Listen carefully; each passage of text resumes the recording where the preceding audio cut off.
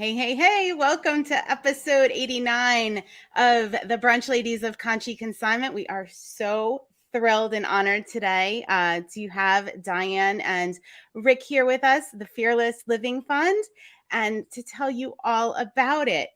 Yeah, I just want to get right into it. Like, all right, we have our drinks. I don't even have a Bloody Mary because I don't want to lose focus today because this is like really, right? Yeah, we got to be on point. Water or coffee, keep it clear. Yes. And details for this are all going to be in the show notes. So if you're watching this after the fact or listening on podcast, you will still have an opportunity to participate and learn all about this and connect further. So, yeah. Molly, should you actually, before you do that, should you do a little intro into our Conshy Connects event and how it works? I sure can do that. I'm sharing Michelle in the house here up on the screen. Hi, Michelle. So Conshy Connects is actually an event that we started back when we were in a storefront, 10, 11 years ago. And we would do it differently then. And so since we've moved fully online and Libby and I in 2 different locations, we found a way to continue to do it as an online business. So what we do is we have charities, in this case, FearLESS Fund, and we open an account for them with us. And anybody who wants to support and has something they want to donate for us to list and sell, all the profits will go to that charity. Okay. So, but the other side of that is we have our Thursday night resale therapy that we do every Thursday night live on Facebook, 7 p.m. Eastern. Once a quarter, we highlight, and this quarter is Diane and FearLESS, and we are doing an event, and we will have a big live sale, and you will have not only the opportunity to shop and know that those proceeds are going to this, but also you will have the opportunity to do full donate links that you can just cash donate if you'd like. Did I miss anything? Did I get it all? Or transfer your store credit. We have a lot of people that actually had been building store credit that donate to that store credit. So that's definitely that's been a big part of it. I didn't see that one coming, but people were just I didn't think about that, but that is a great thing to be able to take your store credit and say, just donate that here. Yeah, I like that. Yeah. So all right. So without further ado, say hi, guys. How you doing, everybody? Well, we're here to tell you a little bit about the FearLESS Living Fund. And I decided this, and I kind of roped like all my whole world into it. But thankfully, I have a lot of nice friends that want to help us along this journey. Why the Blind Center of Nevada? We live in Massachusetts, right? So we went to Boss Reseller Remix for 2 years in a row. I worked registration for Katie, Vicky, and Teresa, and met so many wonderful people and got to learn what I call like the Wizard of Oz portion, what was behind the doors, because we didn't really pay attention to that at the beginning. And then we realized that blind people were making our food, and blind people were our band, the Broken Spectacles, and blind people did so many wonderful things with the help of the Nevada Blind Center that I just felt compelled to help them. So amazing, isn't it? Oh, so amazing. An incredible place. So we took in December, I got my official tour this last time, and Ryan took our group around, and then I brought my family back in December so that they could experience or see if they felt the same way that I did. And so we met, we got the tour through Ryan, met a lot of wonderful people. Then we went into a conference room after that and sat with Todd, the president of the Blind Center, as well as Ryan. They provided us a nice meal that the blind people had made for us. They made us taco buffet. It was amazing. My family was in awe. Yeah, it was wonderful. And then we discussed, our intentions, and spoke to them about this is how we plan to do it. They loved the idea. They were fully supportive. We haven't worked out the details yet. We're waiting to still coordinate with them on that, hear back from them. But we know basically what we want to do. So we're setting up an endowment fund,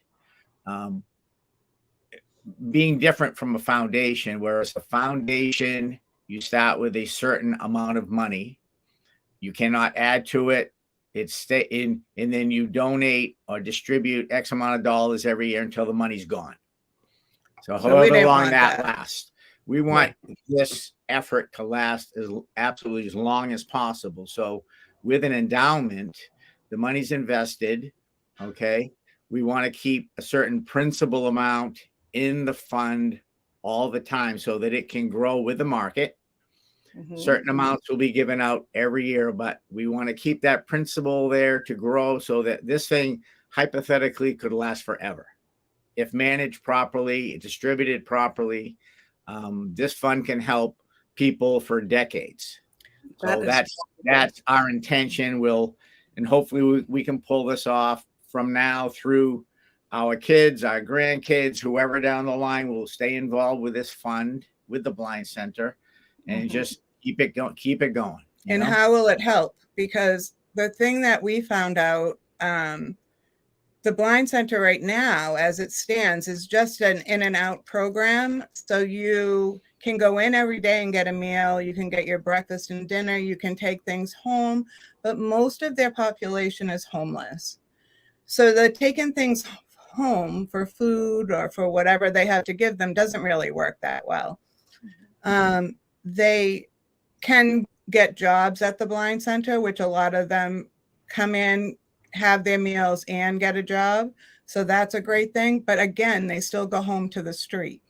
I was like, when I was listening to you on Katie and Vicky's show, one of the things that struck me, and I didn't realize when we had toured that, they pick up these, legally blind or vision impaired or blind people under the overpass.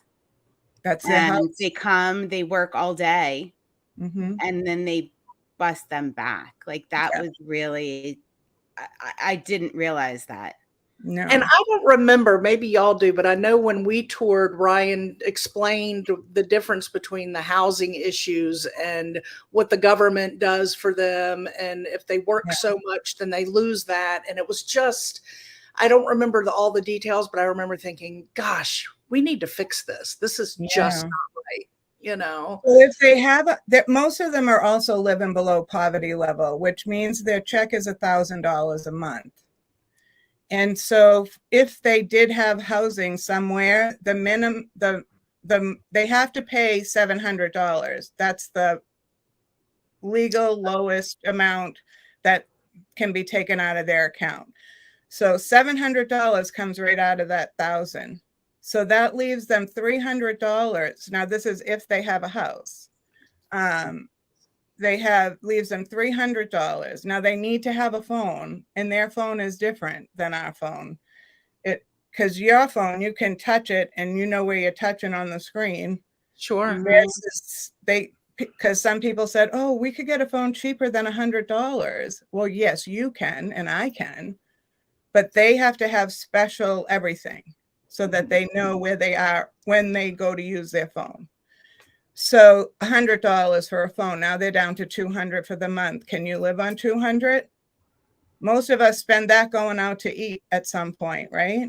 Food, transportation, etc. It's just not enough money. So the Blind Center purchased a piece. So if you picture like a big square, we have one corner of it, and they've purchased the diagonal corner, and they're building housing on it. The other two pieces, they have the rights to get one of them when it sells, and not the other one yet, but they're working on it. So they eventually want that whole block. It's not a nice block. You and I would not want to live on that block. It's where the drug addicts live, like one street over. But doing this is cleaning up that area, and it's making it a better place. So they're going to be building a 100 unit handicap accessible building, okay, facility, which they've already designed, planned out. They've either just broken ground or getting ready to break ground on the property. They had to raise a building first. So that's going to be on the property. So anybody that lives there, whether they're fully blind, partially blind, or otherwise impaired in some way, but allowed to be there, they can walk on the same property over to the main venue safely for too. Food, for work, for whatever, you know, because they're building it. The ground is also going to be accessible for them. So when their cane hits things, and I don't know how it works because I'm not blind, and we're lucky that we don't have to do this, right? Yeah. But have all the sounds and the things all in the ground so they know where they're going and they can get to work safely. And so the other thing. Oh, sorry. That's all right. I said fearlessly. Yes. Fearlessly, yes. So I want to back up a little bit and talk about like why you went down this path after your, diagnosis, and how people wanted to help, and why this was so important to you, and why it's so impactful to so many others. Like, because FearLESS and your idea behind FearLESS started well before the Blind Center, correct? Yeah. Yeah. Well, I got diagnosed with stage 4 lung cancer caused by a genetic defect. And it's something that there really isn't any cure for. So my daughter and I every year picked a word to live by for that year. And if you haven't done that, you really should, because you never know what will come out of a word. And my word that year was fearless, not like jump off a bridge fearless, bungee jumping or whatever, but to fear less. And it did get me through a lot of tough times, because every time we go for a doctor or a scan, or what are they going to say, or like, it builds up in your brain. And so you really have to like split that word apart and just go fearless and keep going, and I came home from that remix, and we put up all of our Christmas decorations, and I'm sitting here looking at this beauty that they can't even see. Like, I can't even bring them to my house and say, look at this beautiful stuff. Like, I want to share this with you. They can't see it. So, and then that made me cry. And then after I cried, I said, all right, what am I going to do about it? Because this is not fair.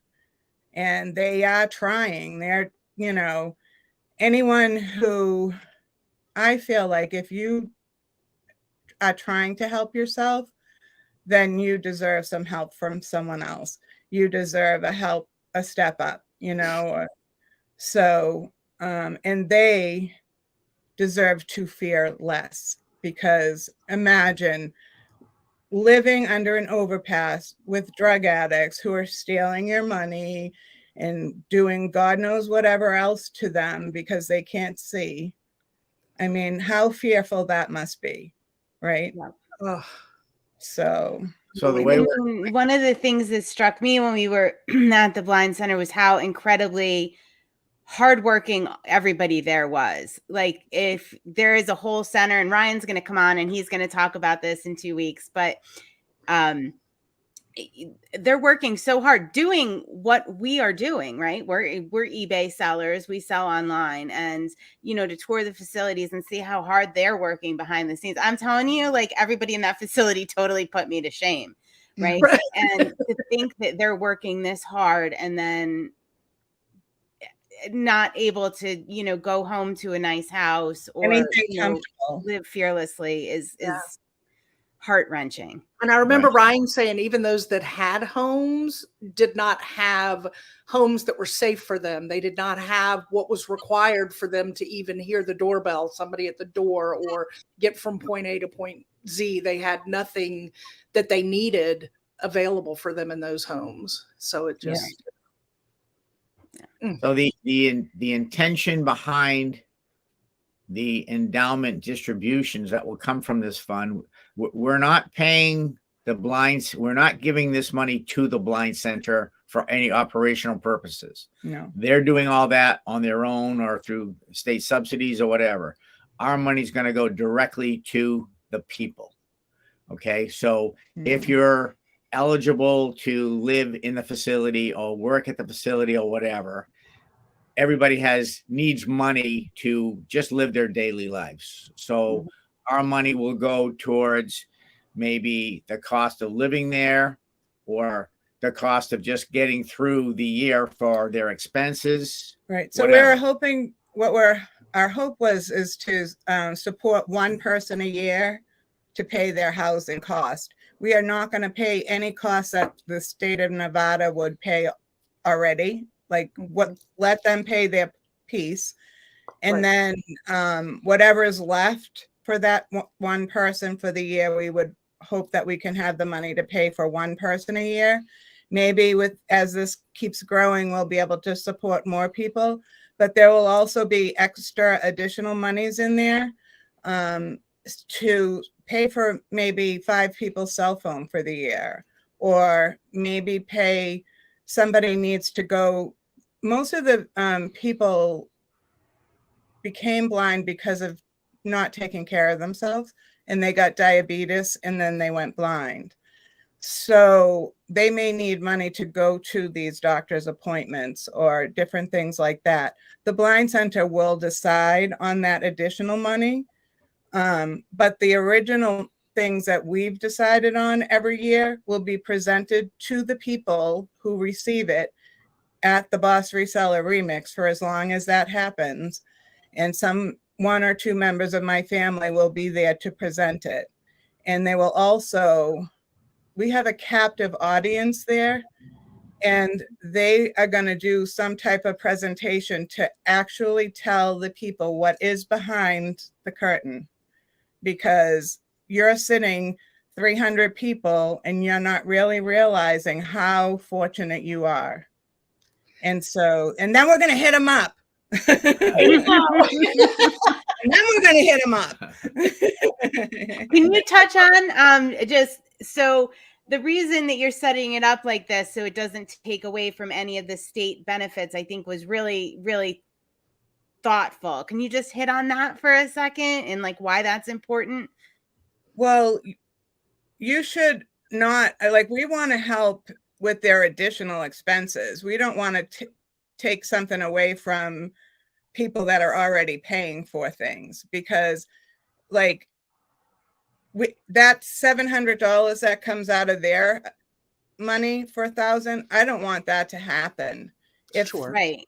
But if Nevada's going to give them $300 towards that room, they need to do that. And then we'll come back in and pay the additional fees for them. So, but we don't, again, right now, we also don't know what those are.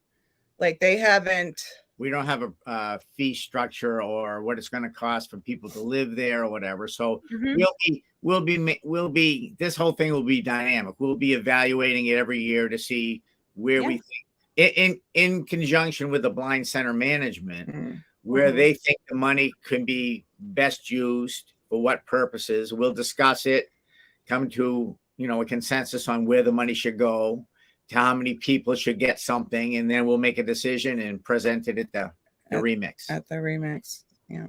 I just think this is such a beautifully amazing thing, how you took that FearLESS word and, through the middle of so much, like personal, I imagine struggle, personal, disappointment, and just thought of it in somebody else's eyes.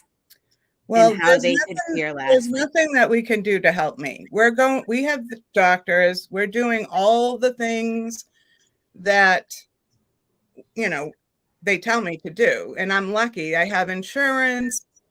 I can get my medical things without having to have a nervous breakdown of worrying that, what's going to happen. So I'm grateful. I also live in New England, where we have phenomenal physicians. And so, I think if they can't figure out how to fix me, well, actually, no one could fix me, because you guys all know there's no cure for this. There's no hope. No. There is, none. But I love it.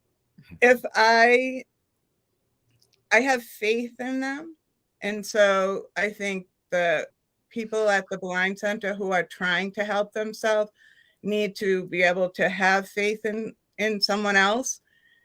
That's their whole life, right? Like they have to trust. And I mean, like, and they astonish me every single time, because like I said, I was doing registration, and they have a person at the front that does their welcoming and telling people where to go, make sure people aren't in the wrong place. He's blind. So when we're there, they put him in the other building. And when we're finished registration, he comes back and he's like, I'm so happy to be back. My space, like, you know, I mean, think about it. They send him, who can't see, over to another area that he's not used to. It's not his everyday. Yeah. Right? His comfort zone Out a little of bit, that, you know. and so he comes back and he's like so happy to be among all his right things that he knows how. And then someone walks in and he's like, hey, Bob, blah, blah, blah. Okay, the dude's blind and the other guy didn't say anything. Like, how do you know that? Yeah, it's amazing. And we're like, how is this possible? But Like, he's you wonder, is he hearing this weight of a footstep or a gate, or is it a smell? It could be a scent. I don't know what it is, but it's something. It's and he amazing. probably has something in front of him that tells him, but I don't know that, and I am so impressed. Right. But for me, that meant that he loved his job. He loved greeting those people that were coming in. And that is the type of person that I want to help. I want to help someone. The rules, there's going to be rules. They're simple. I want people to do what I do. I want people. So we're looking to not just give a handout to anybody, but somebody that the Blind Center management, know that they've gone out of their way to help their fellow people at the place. They step up. They're always helpful. They're kind. They're considerate. They're not just there to get handouts. They're there to get some help, but also to help other people and to join in the blind community. So we're looking to have the Blind Center management guide us to which people they think are the most deserving that year, which people have gone over and above just their everyday help me out and feed me type of thing, you know, got involved and help people out. So they deserve, because of their attitude, they deserve to be helped out even more. And they also have an eBay store, like you were saying. And we want to try to hit that part first to help those people out before the rest of the people, because that's where our heart lies, right? So we want to be able to first help. They have a whole warehouse of employees. They have the listing portion, the photography, all of that. And so, but the problem with that is we'll run out, because they don't lose their employees, which is a wonderful thing. So retention is great there, which means it's a great place to be. So then it will end up, after we help the eBay people, then we'll go on to the rest of the facility. But they have to have done something good in the Blind Center's eyes in order to get it. Wow. It just keeps building. Just the fact that you are 1 in a million.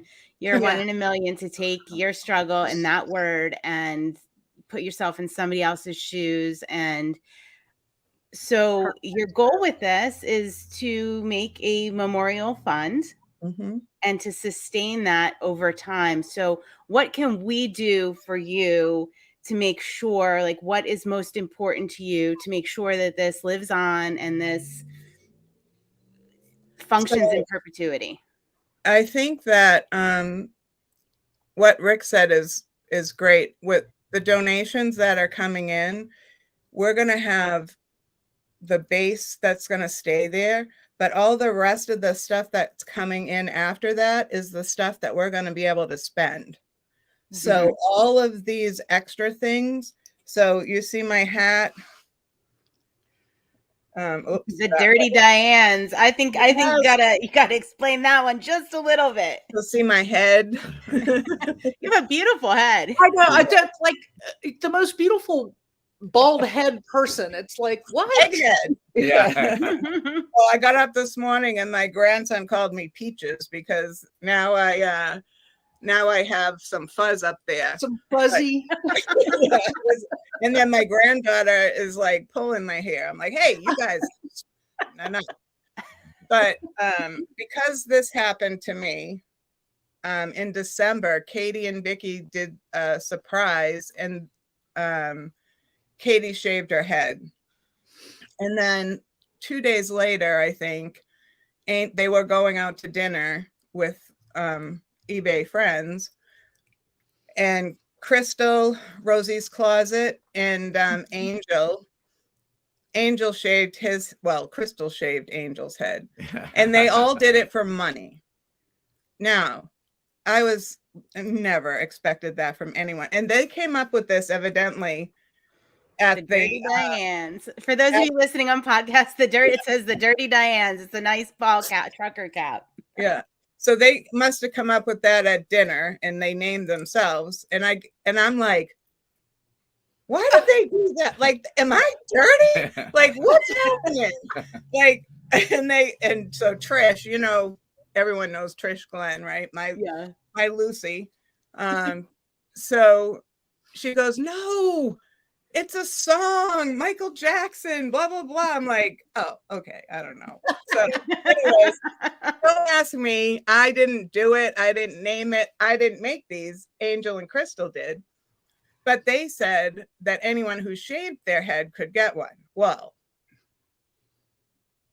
I have had a few people do it. Ryan just did it for my birthday. I saw Ryan's, which I loved, his little girls shaving his head. I thought that is one brave man to let those girls do. I loved when they nicked his ear and he's like, I have to put you on hold. No blood. No blood. Keep going. But I think that's a mighty big ask. I think that, and I'm not sure what the legal limit is, but I'm saying $250. If anybody donates $250 or above, you will be in the Dirty Dianes, and you will get a hat. I'm getting a hat. So I think that's a much nicer, not having to lose all your beautiful blonde hair that you have up there, way into their club. So. Diane, the reality is, number one, my hair is my favorite part of me, always has been. But aside from that, I have a very misshapen head. It would not come out beautiful like yours. I know. I just can't do that to y'all. It wouldn't be fun. Y'all be like, you can't unsee that. I think I would like the freedom. I don't know. I think I would like the freedom. So it's uncovered, I don't think. Like, do you have a crater? Did you hit your head when you were a kid? And well, I do have a bump right here. I got a little bone bump right there. I don't know. And not to say that 250, I don't mean to, offend anybody or anything, but at $5, $2, $100, whatever you want to give is perfectly a beautiful gift to give to the blind people. And the other thing that we haven't set up yet, but will be set up once we get the actual account with the Blind Center. Right now we have a Venmo, and then that Venmo money is going to go to them. But they what was I saying? Lost it. What other ways to donate other than Venmo? Is that what you were getting at? I don't know.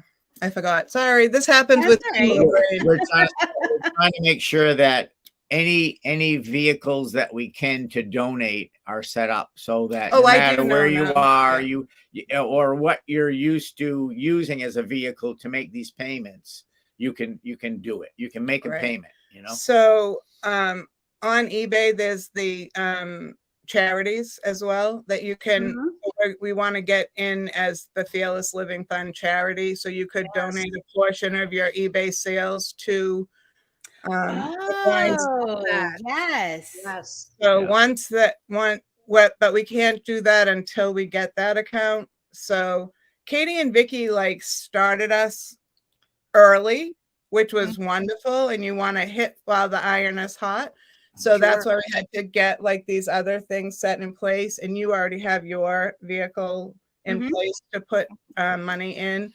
And then once the main account, well, and tell them about like, we were going to do it on our own with our financial planner so that he could, because he does really well with that stuff. But Well, evidently trying to set up a 501c3 on your own as a private citizen is a cumbersome, timely process. It is not for the weak. The government. So it can take a year and money out of your pocket to do this. But when I talked to my financial guy and with what we knew about the Blind Center is already set up as a 501c3. Right. It's established. So if we can work with them and just use boilerplate forms in criteria to set this up expeditiously, we can do this pretty quick. Yeah. And I will be able to see it in my lifetime. Yeah, the hope is that Diane can make the first presentation. Yes. God willing, you know, because if we do it on our own, she probably wouldn't be here to do that. So we're hoping to do this as quickly and as best we can so that she can physically be there for the first presentation. And if I can't, let's see how many dirty Dianes we can get out there. Absolutely. I love that. We also are working on people and companies that will match the funds that you all donate. And again, this is like you're pre everything. Like all you people out here that are willing to help us, you're at the very beginning of this. But hopefully, like my husband said, in 25 years that this conversation will still be going and we'll still be helping all the people, and all the vehicles will be in place and going smoothly down the road, and not being afraid. They'll be fearlessly living. Yes, I think the impact that this has already made and is making is going to touch so many lives and so many lives going forward. I know you're going to be every Q1 here at Conshy Consignment when we do our Conshy Connects event. That's gonna live on through your family. I see that they're just super invested in this, and that's wonderful. And so many of your friends. I mean, I know I don't immediately like most people. And the second I met Diane, I just absolutely knew, like, her heart shines through. She's one of the most phenomenal people I've ever met. And I do not say that, right, Molly? I just do not. No. It was just like immediate. And now I know a little bit of the story about why I had that reaction to you, or that just immediately thought, you know, your heart really shines through. And just the fact that you're able to do this, what a beautiful, beautiful legacy. And thank you can for tell doing that and sharing that. You can tell that about her just from those that are there and support her. I mean, I always said this to my mother, and it clearly fits for you too, Diane, because my mother would always get so in awe of the support she would have when times got down. And I'm like, she's like, I have such beautiful friends. And my response to her was always, you get what you give. You are such a beautiful human being. That's why I'm going to cry. The rest of us are here for you. And it's because of who you are that you bring these people together to do these amazing things. Well, I thank you. And I think that's lovely. And I feel like you all can do the same thing. I don't think that I do anything special. I just treat everyone the way I want to be treated. Yep. And I brought my kids up that way, and my grandkids, the same thing. Treat everyone the way you want to be treated, and you will. I was shocked by people shaving their head for you. What? Like, come on. You know, but like you guys doing this, like I didn't ask for any of this, like all the extras, like I didn't ask for this, and people are coming out of the woodwork to help and want to be involved. And he says, well, you know, and I want to get a picture of you and put it on the wall up there and blah, blah, blah. And so I'm like, why? He goes, well, I want everyone to know in 80 years that who you are, you know? Yeah. And I'm like, why? Like, like, no, I don't need that. And then I said to him, they can't see it anyways. Why are you going to do that? You know?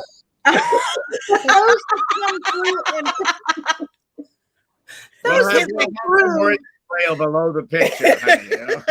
So, Diane, I'm going to say this. I'm on Team Rick with this decision because me personally, when I learn about a story, if I go to a museum that's named after somebody, I want to go find out who they are, and I want to read their history, because this is sitting here for the rest of my life as a working, living thing that had an impact on me. I just personally love to know the roots of that.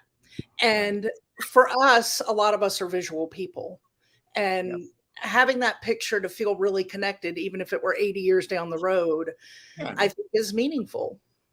But I think, and that's lovely too, but for me, it's not necessary. Like, cause it doesn't matter that I'm doing this. I just want somebody to, you know what I mean? Like, I just want it done. Yeah. I don't, I don't need the recognition. She's not looking for the credit, but I understand that. And that's what, when I think of it, I don't think of it as the credit, but just as the knowledge and feeling that I'm connecting with the roots of the cause. Right. She's the inspiration for this. Right. And just to you feel more connected if you have that feeling. Right. I don't know. That's just.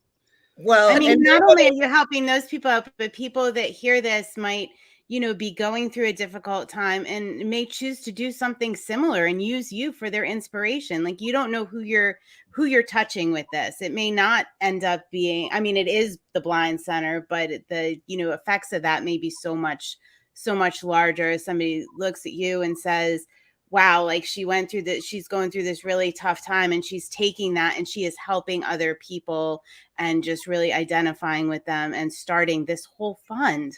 Mm-hmm. Like, and none of the money that is collected or donated goes to any kind of anything, but 100% goes to the individuals at the Blind Center. Well, I think you've all been to and given to these large companies that spend all of your profit all of your donation that you gave them on mailings and you know, whatever. They spend 80% of the money they get just to perpetuate it, and only 20% actually goes to the cause. They definitely assured us that, and they're going to give the FearLESS Living Fund a report every year of what they've spent it on. We'll know everything about where the money's going, how much. So and they're going to give out receipts for donations over $250 by law. Yeah. To thank you for your donations and such. So it's just going to be set up to help the people. That's the only thing behind it. Wonderful. You know? Yeah. And in 2 weeks, we're lucky enough to have Ryan from the Blind Center, and you guys are going to join us again and talk about the different things that they do there at the Blind Center. And so we're really excited to learn more about that and the everyday workings, and how, you know, us on pretty much the other side of the United States can really contribute and help. So, Well, and I think also the other thing that you have to think about, like most of the people in your group, do they sell on eBay or other online So we're mostly there are consignment customers. consignment? Yep. And then our other business we have, mostly eBay sellers. Those are the resellers. Yep. Yep. Right. So your consignment customers, we sell on consignment as well. So they haven't even wanted to dip their toes in themselves to the selling world because it's challenging for them and they're fearful of it. And so they give it to us and they entrust us with that. If you can think of being blind, and you girls have gone through the tour at the Blind Center to see how they have a warehouse where the products, they do all electronics, and they have the first area is a testing area, and the person is blind, and he tests these equipment pieces to see if they work or they don't work. If they don't work, they go in one spot. If they work, they go in another spot. We can't even do that in our own home, right? I can't do that. Yeah, I can't do. I mean, it's mind blowing how this is done, and I didn't believe it until I saw it with my own eye. Like I couldn't believe that. Taking components apart and computer cases apart and stuff, and putting them in the bins that they belong in. And if it doesn't work, they take it apart, and then all these pieces go in different places. And if it works, it goes somewhere else. And it's like, then it goes into the listing room. So all of you people that are in the chat, that are here, that are your consignment sellers, I think that this should be right up your alley to help these people, because they're like taking a big chance on themselves. You've taken a chance on consignment chats here to do your work for you. So now get that money out, get that wallet out, and give a little extra so that they can continue their eBay listings. And they also accept, which Ryan will talk about, they'll also accept things that you just need to get rid of, like recycle, because they make money on things. So he'll talk more about that, but you can also donate in those ways as well. Yeah, I'm excited to learn a little bit more about that as well. Yeah. The one thing too, when we were on our tour, my daughter has a knitting podcast, Down Cellar Studio podcast, and we walk into these rooms, right? There's a band room, there's a ceramic room, and then the next door we open, knitting and weaving. She was like, "Oh my goodness, this is amazing!" Yeah, it was. Oh, awesome. So she connected there. I didn't get to see that. That sounds really neat. It's not on it's not on that tour. You got the special tour. Yeah. That was the Dirty Diane's tour. The Dirty Diane store. I think we should wear our hats next year and see if we can get a special Dirty Diane store. What do you think? I think we should. Well, Katie wore hers on the cruise, so, and my son wore it out to dinner, and they asked what band he was in. They thought it was the name of a band. It is a great band name. It's getting recognition for many things, but we're telling them what it's about. Thank you guys so much for joining us today. I know we'll get on with our days here, and we'll be putting this on podcast, and people will be watching the replay, and I'll post it in our group. So thank you so much for sharing the inspiration and your time and yourselves with us today. Really appreciate it. And Molly, you have any closing remarks? I love you. I love you too. And you guys join us for the big sale, because it's going to be fun, and we're going to have some little additional surprise pop-ins for ways for you to support. So like some prizes. Ooh. Molly gets a little out of control with the prizes, but it's super fun. But all that'll be linked up in the show notes. Yeah. Yep. Thank you guys. Thank you. Thanks for having us. Bye. Have a good day, everybody. You too. You too. Bye.